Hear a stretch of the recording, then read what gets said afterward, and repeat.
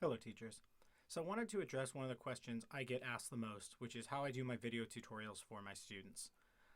This, just to clarify, is going to be a comparison of 4 different options, not a tutorial. I will follow up with a tutorial on how to use each one, both for screencasting as well as for broadcasting live with some tips and tricks. So if there's a specific one you'd like to see first, do me a favor and leave a comment so I can try to prioritize for what it is you want to see.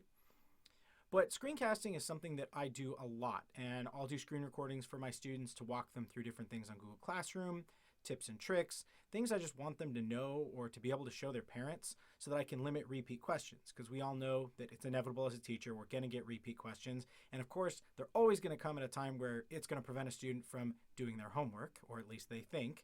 And so having these videos available for them, walking them through certain things, helps remove some excuses and helps remove some additional work for us, because we can say, go watch the video, ask me questions if you have any. So the first 2 I've got here, Screencastify and Loom, are ones that are more popular options for recording your screen. Google Meet and Zoom are 2 that we probably don't necessarily think of, although they can be used for that purpose. And when I do the tutorial on those, I'll show you exactly not just how to use them for live meetings, but how you can use them as a screen recording tool as well. And while they are less powerful than Screencastify and Zoom, especially Google Meet, at this point, you're probably already using one of these in some regard. And right now, that may be enough for you. You may not want to add one more thing while you're trying to adjust to all the distance learning. So just keeping it simple might be the right choice for you. At the very end of the video, I'll give my recommendation on which one I think is best. But again, keep in mind, everything's going to be different for everybody. Use what works best for you.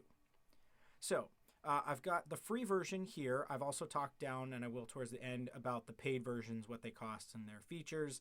But for right now, I'm going to compare the free because as a teacher, I want as free or low cost as possible so I can put my money into more important areas of my classroom where I can't get around that. And then I've got a list of different things here. So I've got what their interface is, basically how you use them, how you can record, different sharing options, different download options, annotation tools, editing the video tools, and then what their limits are. So for their interface, Screencastify is a Chrome plugin. So you would install it from the Chrome Web Store, and then you could use it anytime you're inside that Chrome browser. Loom also has a Chrome plugin, but it's also an iOS app. Sorry for Android users, I'm an Android user as well. We do have other options for those if that's something you want. At some point I'll do a video on those options as well. And it's downloadable as a Mac and Windows app, which is nice. Google Meet is an iOS and Android app, and it's web-based. If you are a G Suite user, log into your Google account, and it's there under your waffle. Zoom is both an iOS and an Android app, as well as being a Mac and Windows downloadable app, which is nice. So what can they record? All 3 of these options in some way can record your desktop, a specific tab if you want to do that, and your webcam. Now some can do your webcam at the same time and kind of do an overlay for you. Others you would have to either have less options for your webcam, which like Google Meet, where your webcam can be on the side and your screen in the middle. There's different ways to customize each one. Again, when I do the tutorial, I'll do that for you. If you're just getting started, putting your webcam there probably isn't something you really care about at this point, but sometimes it's a nice feature. Sharing options. So Screencastify gives you the most sharing options. It can share directly to Google Classroom or to your Google Drive. You can publish it to YouTube. You can get an embed code if you want to put it in a website. You can send the link in an email, and you can even generate a QR code. Generating QR codes, if you haven't used QR codes, can be nice if it's something that you want to show your students right out the door, or if you're doing a presentation where you may want people to follow along something on their phone or on their tablet. It's kind of nice to be able to do that. Loom has shareable links, so you can post the link wherever you want. Google Meet saves directly to your Google Drive. Zoom has no sharing options built into it, although there are workarounds. Download. Again, Screencastify has the most options. You can download the video as a WebM file. You can download it as an MP4. You can also get the audio only in an MP3, which may be nice for some of your settings. And you can get a GIF. Keep in mind for the GIF, there are file storage limits on that. For Loom, it would download as an MP4. For Google Meet, you can download it from your Google Drive, and it would download as an MP4. And for Zoom, it would save directly to your computer. So you can do what you want with that. If you needed to share it from there, since there's no built-in sharing options, you could always upload it to a Google Drive, to a OneDrive, to a Dropbox, and then share it out from there if you wanted to do that. Annotation tools. So Screencastify has annotation tools. In my opinion, probably the best annotation tools if you're doing a web-based document, because if I were to circle something on there and then scroll on the web page, it tries to keep that circle in the same spot. It's not perfect. It does kind of jump around a little bit, but it's pretty good. So in that capacity, that may be your best option. Again, I'll show that in the tutorial. Loom does have built-in options for annotating. However, it's kind of like editing a screenshot. It just stays there. You've got to clear it and exit that mode if you want to go back into scrolling if you're on, again, a website. Google Meet has no built-in annotation. Although again, because you can screen share, same with Loom, because you can screen share, if you have annotation tools on your computer, annotation tools won't matter for you. I use a Surface Book laptop where I can write directly on the screen. So annotation tools for me aren't important because if I can record my screen, I can do it with my computer itself. But for some of you, you may need that. And then Zoom has built-in annotation tools. It probably has the most built-in annotation tools. However, like Loom, it will not stay with a website. If you wanted to then scroll on a website, it would either stay there or you'd have to clear it. Editing tools. So Screencastify allows you to trim your video, and Loom also allows you to trim your video. Google Meet and Zoom have no built-in editing tools. So for that, you would need to download to your computer and have some type of editor, which most computers do now. Windows has a built-in movie editing tool, which is pretty simple. Apple has a very powerful one. In iMovie, if you want to use that. There are also some web-based options if you just want to do a very simple trim. You can even do it on your phone most of the time now, which is kind of nice. Now the limits. If you are with Screencastify, it is a 5-minute maximum recording time. For some of your videos, that may not be a problem. I know for me and some of my more detailed ones, I'd be pushing it. I tend to be somewhere in the 6 to 8 minute for my longer ones. Most of my shorter ones would be fine, but for me at times, that's not going to work. Loom, the limit is you can only access 25 videos at a time. Now that may sound like a lot. Keep in mind you can download to your computer or to your Google Drive if you want to, so you can always clear that up. Now you can store unlimited and record unlimited, but you only can actively use 25 at a time. Google Meet has no limits. Again, it's mostly for just interacting with people live over the web. So there's no limits there. And again, it's built into your G Suite, which somebody, your district or your school is paying for anyways. For Zoom, you're limited to 100 participants. Again, probably not an issue for most of us unless you were trying to broadcast to multiple classes at one time.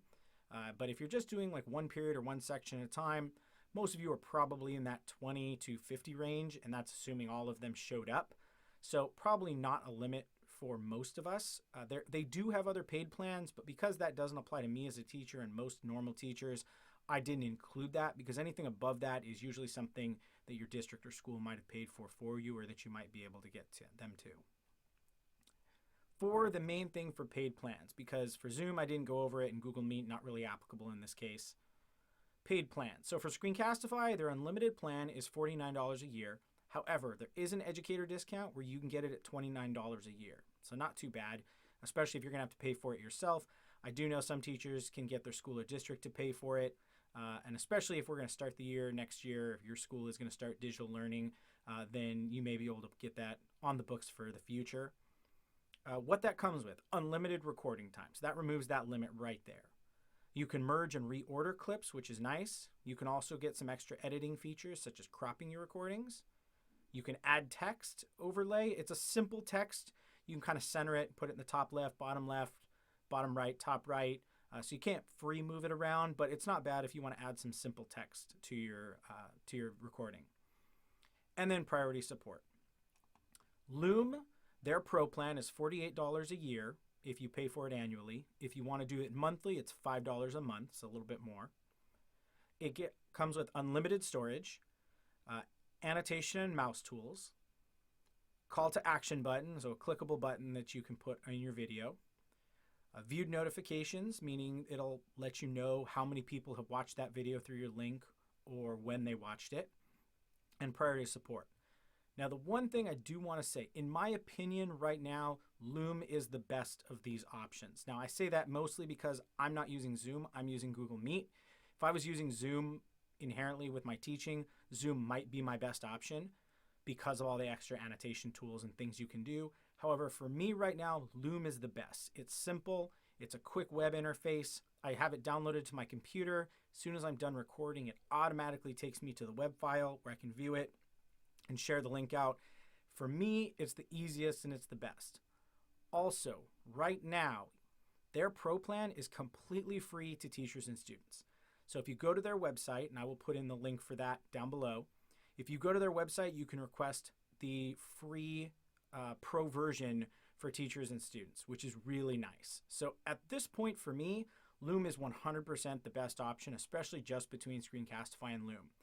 Now, when they stop offering their free plan to their Pro plan free to teachers, at that point Screencastify might become a better option for me, because at $29 a year, that's really not that much.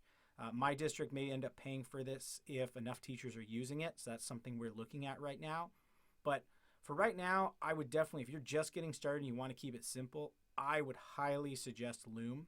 I do know a lot of teachers are using Screencastify, but I also know most of the people that I personally know they're using Screencastify have not yet tried Loom. They just already using Screencastify. I do think both are great options and they can really help you out. Even when we're not distance learning, I do video tutorials for my students. Again, that way when they go home that night and they're sitting there going, oh shoot, how do I do this? Hey, let me go watch the video that Mr. Brown posted and then I'm good to go. As always, if you have questions, please leave comments. I'd appreciate likes and subscribes, of course, always. But let me know in the comments if there's other things you want to see, if you want more details about these, and I'm going to get right to work on tutorials for how to use each one so I can hopefully get those posted for you. So once you decide what's best for you, boom, there's a tutorial to help you out. As always, talk to you soon.